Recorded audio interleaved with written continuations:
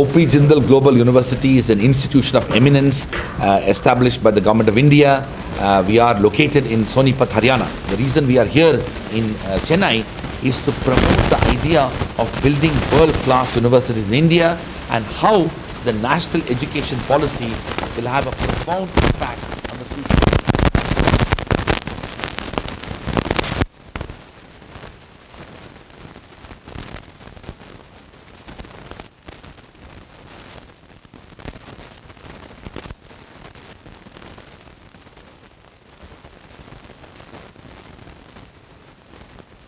The development of engineering colleges in this state has contributed to a large extent the development of IT revolution across South India. The next big evolution that has to happen in the state of Tamil Nadu is to focus on building world-class universities. I don't see any reason why, if students and graduates of Indian universities can achieve the highest level of excellence after having gone to United States and other parts of the world, why can't we create such institutions in India? Why can't we have world-class universities in India? For a long time, this was a challenge that enabled many institutions to aspire, but only few could actually achieve. Today, the national education policy has provided a comprehensive institutional framework that can help Indian institutions to achieve that excellence. What we intend to do is to create a framework of how we can actually achieve this. The policy document that we have released today, which is about a 10-point growth and reform plan for Indian universities, where we have articulated and identified what are the 10 important things that we need to do so that we can not only build world-class universities in India, but also enable, empower, facilitate, and actually imagine a world-class education within existing Indian higher education institutions. The demographic dividend that we are all proud of, which is 850 million people who are less than 35 years of age, this demographic dividend may end up becoming a demographic disaster if you don't focus on quality, because a large number of educated youth who are unemployed and unemployable could become a nightmare for any democracy. We need to be vigilant about the implications of unemployment, and particularly educated unemployment, and that's why we need to focus on quality and excellence. We also need to recognize that the future of Indian society and global society will depend upon how we are able to harness new ideas in the fields of science and technology, in medicine, in liberal arts, in humanities, in social sciences, in law, in business management.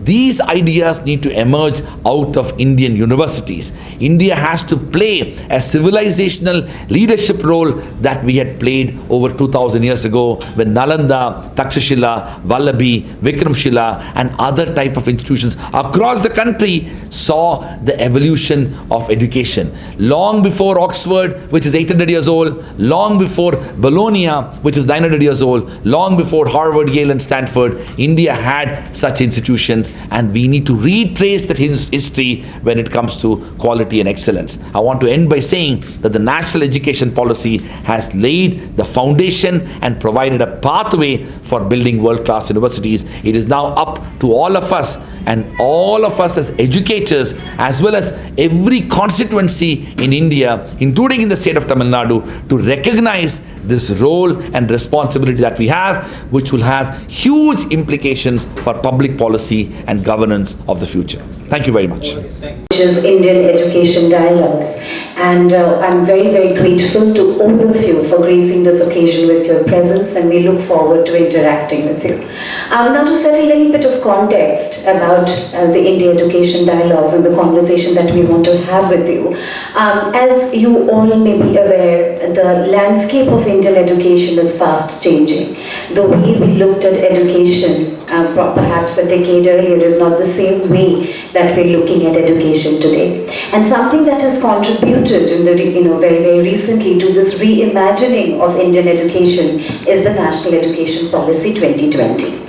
The National Education Policy 2020 marks a very watershed moment in the context of the education landscape in India, where it wants to reimagine Indian education, through inclusion and equality, equity, and excellence in education.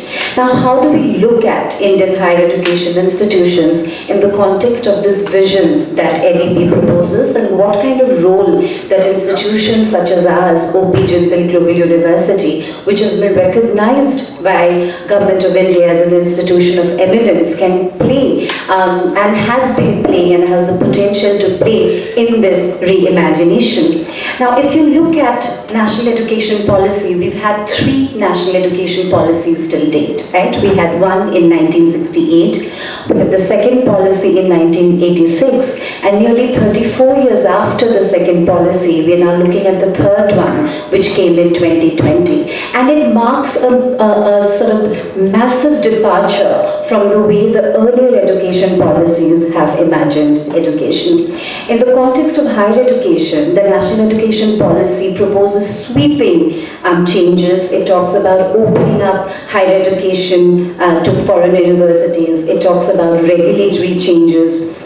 It talks about introducing 4-year multidisciplinary undergraduate program. It talks about a flexible entry-exit options for undergrad students. It talks about an academic bank of credit, right, where their pool of credit will be recorded.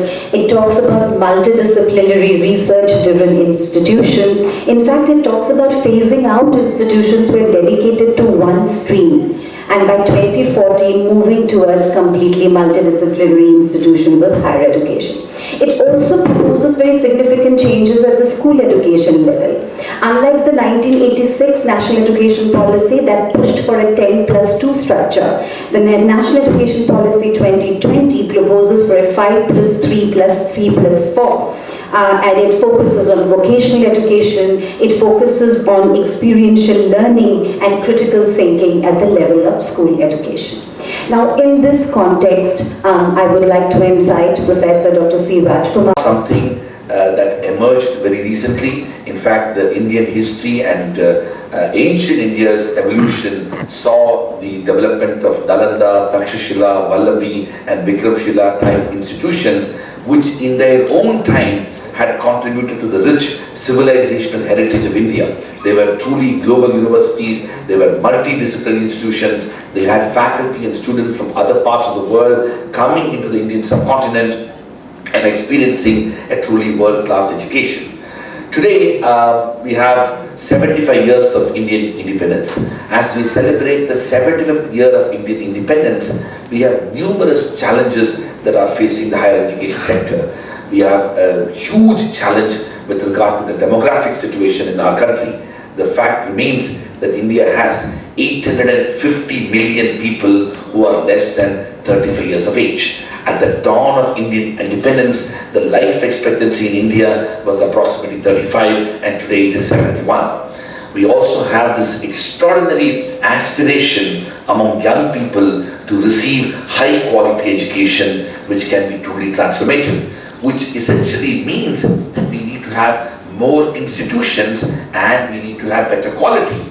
Now, the tragedy is the gross enrollment ratio, despite 75 years of institutional evolution and development, remains hovering around 25%, and we need to educate more people.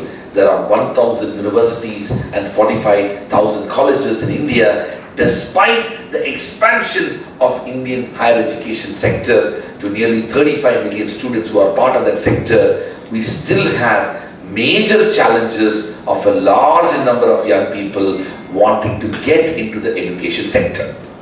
And so, I want to start by saying that the first and most important challenge that we have before us is how do we balance quality and quantity. We need to have more institutions, but the natural tendency when we expand the sector is we end up compromising on quality and we need to focus on excellence. And that's one major objective that the National Education Policy was trying to achieve and respond to. How do we benchmark Indian universities among the best in the world?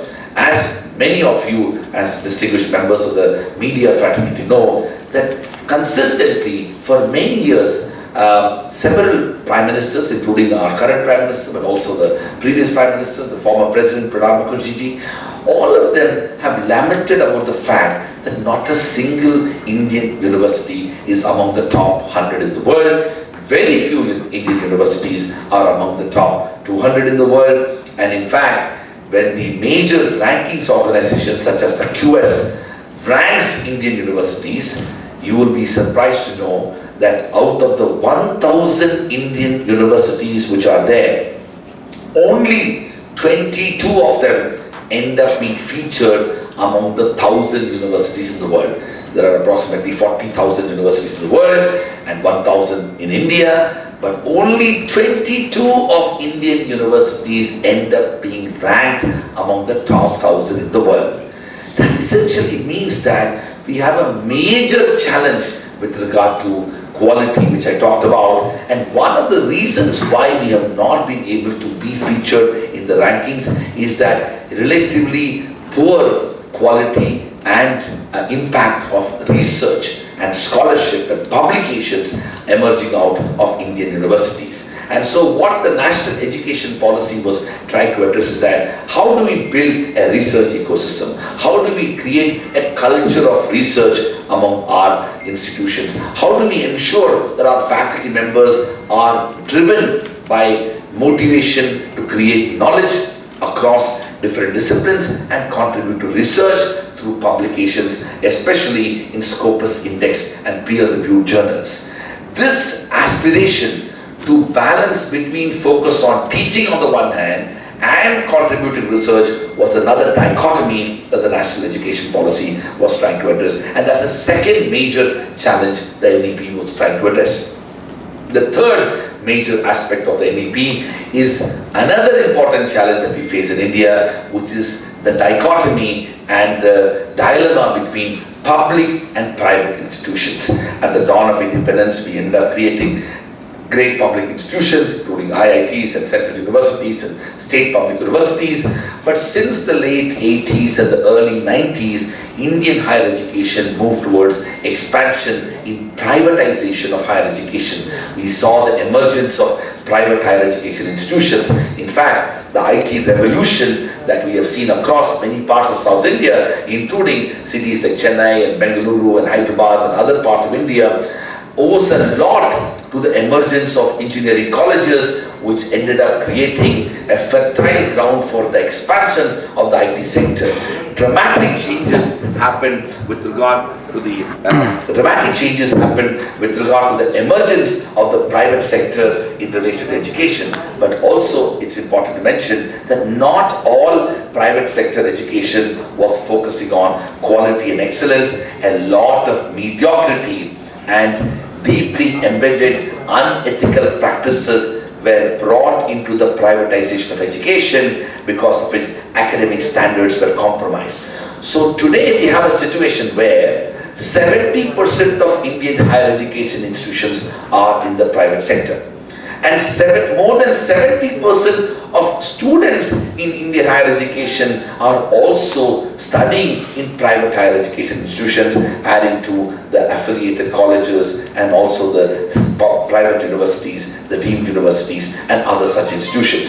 So there has been a tectonic shift in the world of higher education, in which both in terms of the number of higher education institutions and the number of students studying in higher education institutions, the private sector dominates and dominates quite significantly. This essentially means, from a public policy standpoint, we need to understand how we are going to be regulating this entire sector. And so the balancing act is to recognize the role of the private sector, but also to recognize the importance of corporate philanthropy and other types of empowerment, because the state has consistently reduced its role, including its ability to fund and contribute to resource for the university system.